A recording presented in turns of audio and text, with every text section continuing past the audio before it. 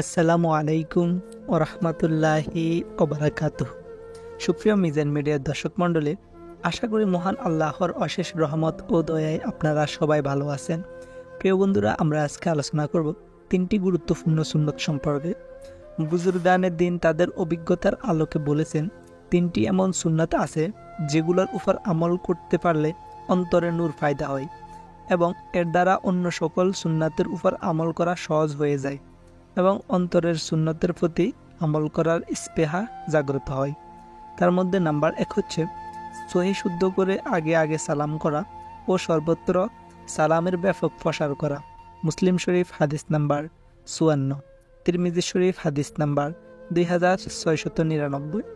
আসসালামু এর শুরুর হামজা এবং মিমের ফেস স্পষ্ট করে উচ্চারণ করতে হবে। সালামের উত্তর শুনিয়ে দেওয়া ওয়াজিব। নাম্বার 2, প্রত্যেক ভালো কাজ ও ভালো স্থানে ডান দিকে প্রাধান্য দেওয়া, যথা মসজিদে ও ঘরে প্রবেশকালে ডান পা আগে রাখা, পোশাক পরিধানের সময় ডান হাত ও ডান পা আগে প্রবেশ করানো এবং প্রত্যেক নিম্নমানের কাজে এবং নিম্নমানের স্থানে বাম দিককে প্রাধান্য দেওয়া, যথা মসজিদে বা ঘর থেকে বের হওয়ার সময় বাম পা আগে রাখা এবং বাম হাতে নাক পরিষ্কার করা, পোশাক থেকে বাম হাত বা বাম পা আগে বের করা।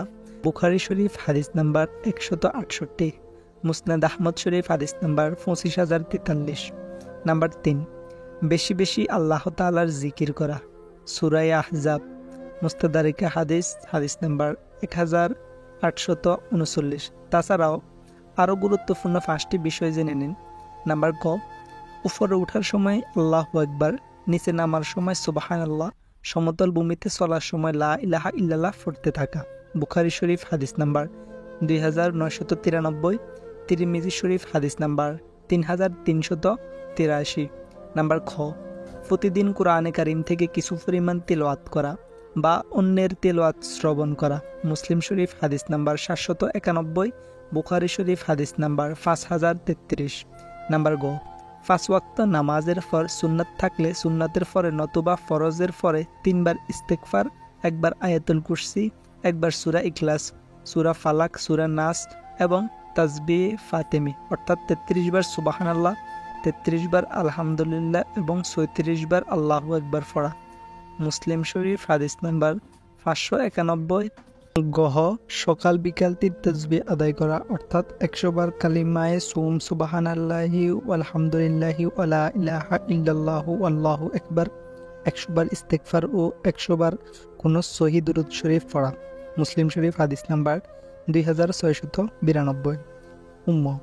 প্রত্যেক কাজে মাসনুন দোয়া পড়া। মুসলিম শরীফ হাদিস নাম্বার 337।